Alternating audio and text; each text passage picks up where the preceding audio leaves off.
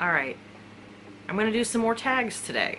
Today, we're going to get into the book giving tag. Question number 1 is, what's a book you could give everyone if you could? I think this one would really depend upon what people like to read. So I'm going to pick one fantasy and then one that's not fantasy. For fantasy, I'm going to go with Crescent City by Sarah J. Maas because it made me cry. And for a non-fantasy book I would give everyone if I could, I'm going to say Love and Other Words by Christina Lauren. It's by far my favorite contemporary romance I've ever read.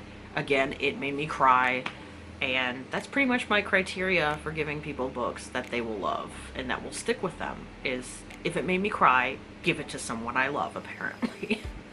Question number 2 is, what's a book you couldn't give a rat's hiney about? So a book I don't care about at all.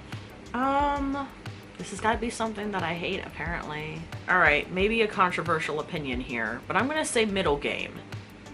I just read it. I read about 50% of it before I DNF'd it, and I hated it. Probably one of my least favorite books this year. So that's a book I couldn't give a crap about.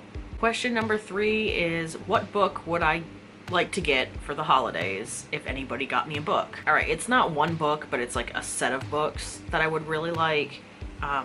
It immediately came to mind when I went to look and see, and that would be the missing copies of Noragami that I have yet to own.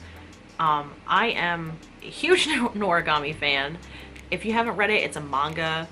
There's also 2 seasons of an anime. I don't know if we're ever going to get a 3rd season, but I definitely recommend reading the manga. I personally love both, but I am on a hunt and on a quest to own all of the mangas, and I have some of them, but not all of them. So if I could get any book for Christmas, it would be the missing copies of Noragami that I've yet to own.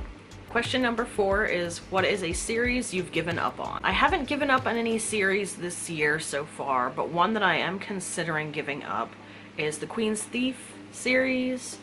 I really didn't like the first book. I mean, the plot was fine, but the main character I just find insufferable. He was a little more likable toward the end, so I'm planning on giving the second book a try, and if I still really don't like it, then I'm going to give up on the series. Number 5 is a character you wish an author would have given more time to. I'm gonna go with Lorcan in a lead. I think that's how you say her name, from Throne of Glass. Sorry, I keep looking up at my Throne of Glass copies when I talk about it. I don't know why. Yeah, so Lorcan in a lead from Throne of Glass. Lorcan is, in the group of fae males, probably my favorite, and he's so underrated. And I just, with the 2 of them, there's one scene in, it's either in Tower of Dawn or in Kingdom of Ash. It might be in Kingdom of Ash right toward the beginning, that just destroyed me. So, can we get a whole side series with them? Thank you. Okay, and the next question is kind of on the back of that one. Who is a character that you wish an author would give less time to? So for this one, I'm going to reference an older series, but that's the His Majesty's Dragon series by Naomi Novik. I wish they would give less time to all of the side characters and all of the side dragons and literally focus more on the 2 main ones. Like, they're the only ones I want to read about. Once I got to the second book and it was just an intro, constant intro of side characters, it just was so boring to me. But if I could just see more of them and less of the side characters, it would be good. Number 7 is, if you had to give up almost all of your books, which ones would you choose to keep? Pretty much everything up on my permanent shelf, which is what I'm always looking up here at.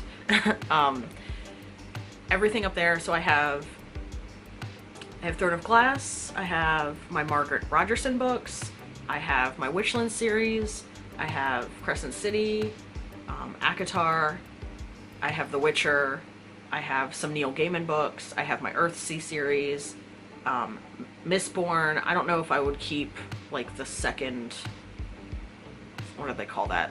Era 2. I don't know if I would keep Era 2, but I definitely would want to keep Era 1. I have No Exit by Taylor Adams. I have some Junji Ito stuff. Noragami would be something I keep. Foundry Side, or the Founders Trilogy, would be something I keep. And some of my very favorite contemporary romances. But I feel like other than that, there's nothing that I would just really hate to lose. So pretty much my permanent collection I would keep. The rest I would have to part with, but if I didn't have to, I wouldn't. Number 8 says, what's the best book or bookish gift you've ever been given?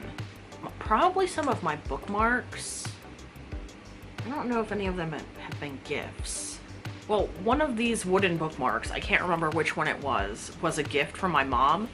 She got me when she went to visit the Frank Lloyd Wright house in New York, which I think is really cool. I love these little bookmarks.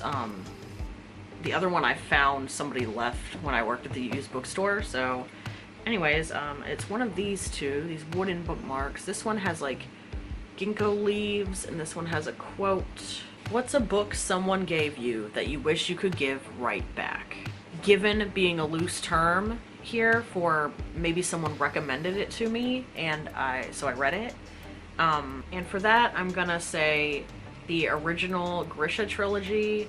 It's not that I hated it or anything, it was just, I think maybe I was just too late to the game reading it, and maybe I'm just aged out of the demographic it's aimed at a little bit. So I just didn't enjoy it as much as I could have if I read it when I was younger.